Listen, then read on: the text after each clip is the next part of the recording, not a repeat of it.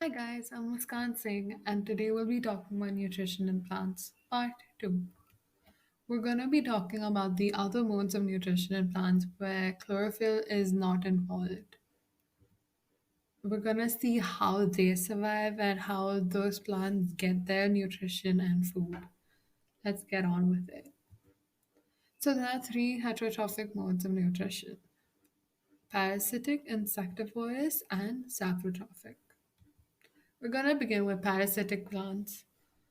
So these involve parasites. Do you observe this image over here?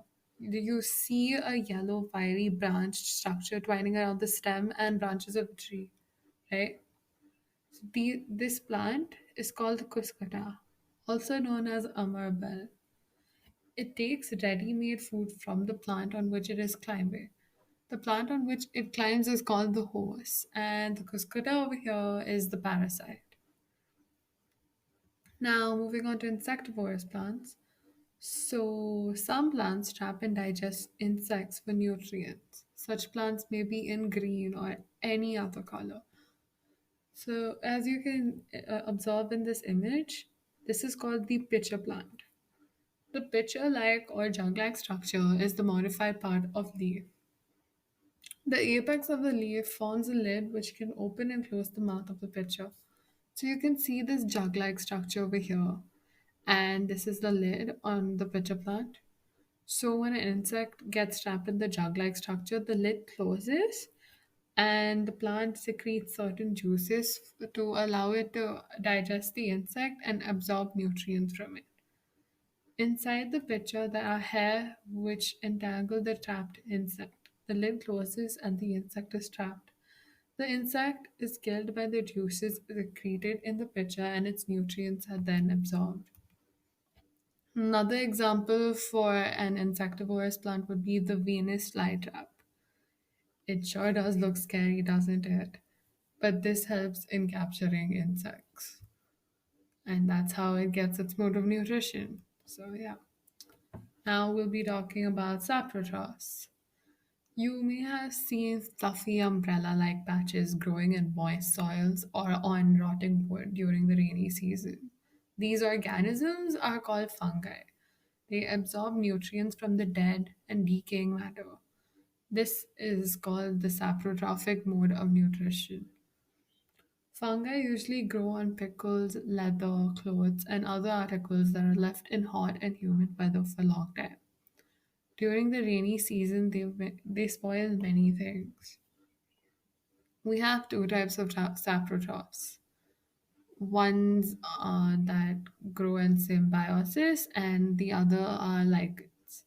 So, in symbiosis, some organisms live together and share both shelter and nutrients.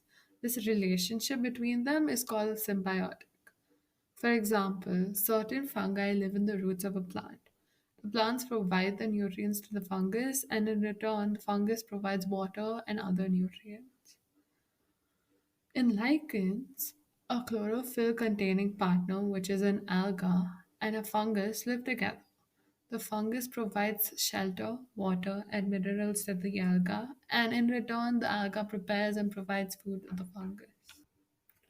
Alright, guys, so it's activity time. We're gonna have an activity based on saprotrophs. What are we gonna do in this activity? We're gonna take a piece of bread and moisten it with water. Leave it in a moist room for about 2 to 3 days until fluffy patches appear on them. Observe the patches under a magnifying glass and then we'll note down the color.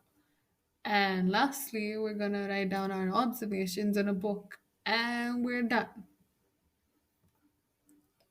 So we're gonna look at a picture before and after the experiment to compare what happens, right? So in the first image, you have a bread piece, normal bread piece that you guys eat every day.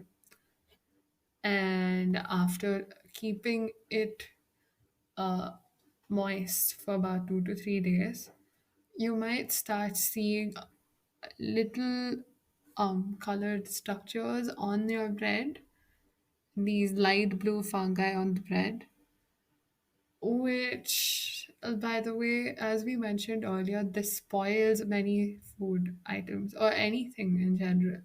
You remember. Also, remember to never eat bread with fungi, guys. Never.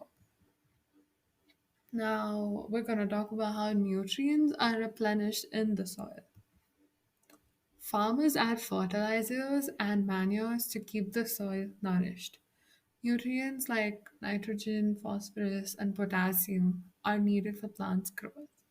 They need nitrogen in the soluble form so that it can take atmospheric nitrogen and convert it into a usable form. This bacterium that is used is called rhizobium.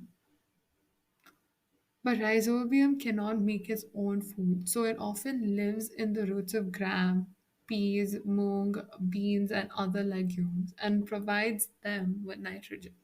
In return, the plants provide food and shelter to the bacteria. They thus have a symbiotic relationship. This association is of great significance for the farmers. Thank you guys. I hope you liked the lesson.